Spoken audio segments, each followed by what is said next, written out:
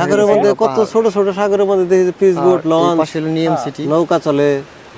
এই জায়গায় কোনো কিছু নাই বুঝলাম না কি দেখি আর এই সাগরের পাশে হলো মিশর তো নৌকায় ওঠার জন্য যে একটু ওই পারে যাইতাম বুঝলাম না ডিঙ্গি নৌকায় উঠতাম একটু মাঝখানে যাইতাম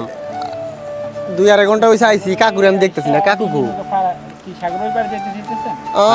ওই এই পারে অবস্থা যাওয়ার নিয়ত ছিল ওই পারে আমরা যাওয়ার দুজন এই জায়গায় আমরা এখানে উপভোগ করতেছি মানে একটু সাগর ভাই আসছি একটু গান টান গামু সাগর এর আপনি গিটার নিয়ে বসেছেন কাকু ওই যে আরে নিয়ে বসেছে খুঁজতাছি হলো পিস বোট খুঁজতাছি এই ভাই, এতে আমার কাছে লোকেশনে ভাই আমার এর কাছে লোকেশনে পিস বোট খুঁজতাছি যে একটা করমু যে কোথায় যাবা মিশর যাবা মিশর